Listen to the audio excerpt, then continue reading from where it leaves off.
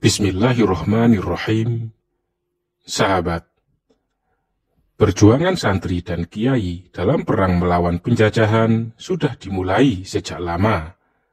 Marwan Sarijo mencatat ada beberapa pejuang santri yang telah mengusir penjajah. Sebut saja Pati Unus, Trenggono, dan Fathahillah yang berjuang mengusir Portugis pada abad ke-15. Selain itu, ada pula Imam Bonjol, Antasari, Cik Ditiro, Sultan Agung, dan Patimura. Tokoh besar Islam yang perang melawan Portugis. Yang pertama, Pati Unus. Pada abad ke-16, bangsa Portugis berlayar ke Nusantara, kemudian menguasai perdagangan dan pelayaran Nusantara. Awalnya mereka menguasai Maluku. Bangsa Portugis juga saat itu kurang bersahabat dengan orang Islam di Nusantara. Pada tahun 1511, Bandar Malaka jatuh ke tangan Portugis. Aceh, Palembang, dan Demak tidak lagi bisa mengirim barang-barang dengan bebas ke Malaka, membuat lesu perdagangan. Saat itulah Pati Unus mulai bergerak melawan bangsa Portugis. Yang kedua, Sultan Trenggono. Trenggono adalah Raja Demak ketiga yang memerintah tahun 1505 sampai 1518, kemudian pada tahun 1521 sampai 1546. Trenggono merupakan putra Raden Patah, pendiri Kesultanan Demak, dan adik kandung Pangeran Sabrang Lora atau Pati Unus. Di bawah pemerintahannya, Demak mengalami perkembangan wilayah kekuasaan, karena Trenggono kerap melakukan penyerangan terhadap daerah kerajaan Hindu yang menjalin hubungan dengan Portugis. Misalnya Mojopahit, Kerajaan Sengguruh di Malang, Sunda Kelapa atau Pajajaran, dan Blambangan. Yang ketiga adalah Sultan Fathahillah. Fathahillah diperkirakan datang ke Jawa pada tahun 1525. Kala itu, ia juga menyadari kehadiran Portugis yang telah difasilitasi oleh Kerajaan Pajajaran melalui Perjanjian Padrau pada tahun 1522. Kehadiran Portugis di Sunda Kelapa adalah ancaman terhadap seluruh kerajaan di Nusantara, khususnya Pulau Jawa. Hal tersebut yang menyebabkan Fathahillah mengerahkan armada perangnya untuk merebut Sunda Kelapa. Pada 1526, Alfonso de Albuquerque mengirimkan 6 kapal perang yang berada di bawah pimpinan Francisco de Sá menuju Sunda Kelapa. Tak lama, Sultan Trenggana juga mengirimkan 20 kapal perang lengkap dengan 1.500 prajurit di bawah pimpinan Fathahillah.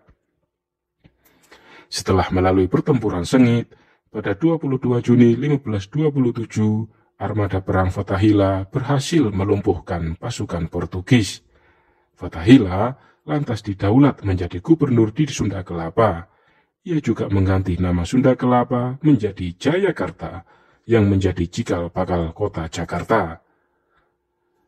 Tokoh besar Islam yang perang melawan VOC atau Belanda. Yang pertama adalah Pangeran Diponegoro. Perang Diponegoro yang juga dikenal dengan sebutan Perang Jawa berlangsung selama 5 tahun, pada tahun 1825 sampai 1830 di Pulau Jawa.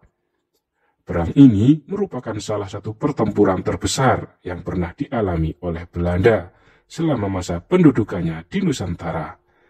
Melibatkan pasukan Belanda di bawah pimpinan Jenderal Hendrik Merkus de Kock yang berusaha meredam perlawanan penduduk Jawa di bawah pimpinan Pangeran Diponegoro. Yang kedua adalah Tuanku Imam Bonjol.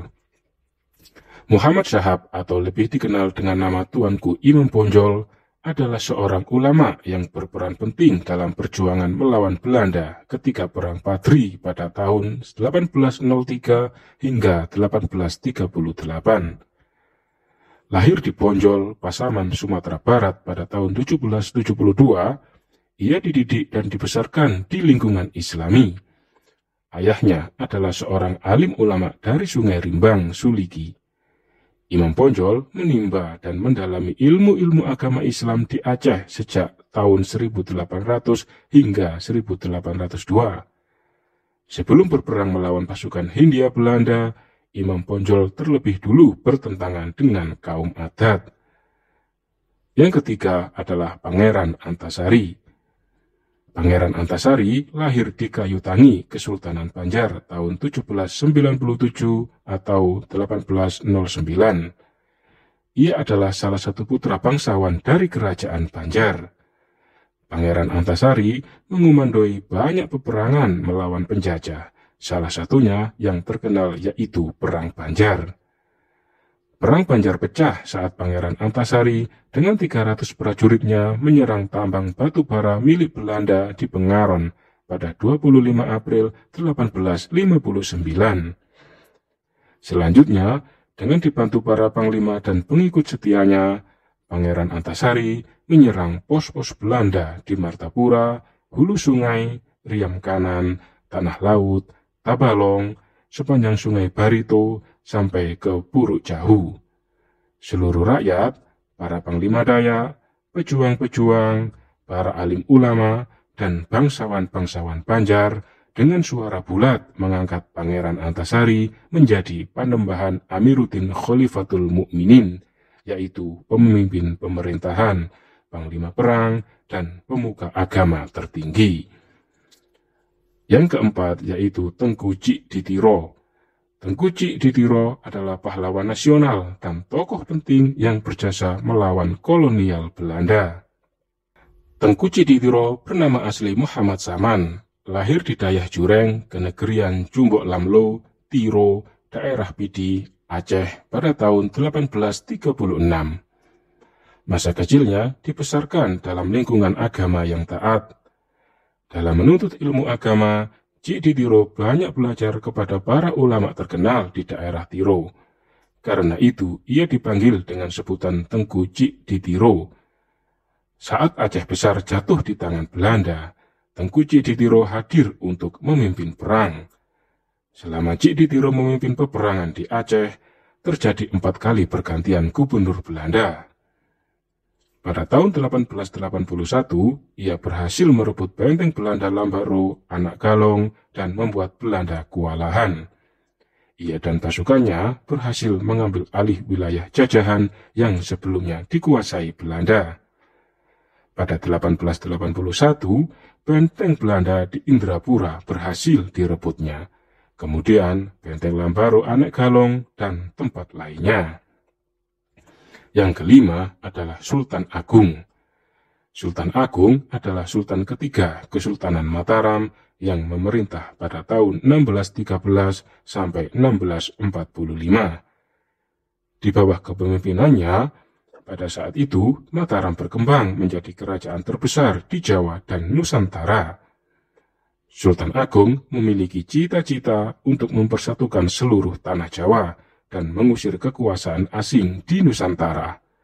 Karena itulah ia berjuang melawan VOC yang saat itu sedang gencar melakukan monopoli perdagangan dan membuat pribumi sengsara. Wallahu a'lam bishawab.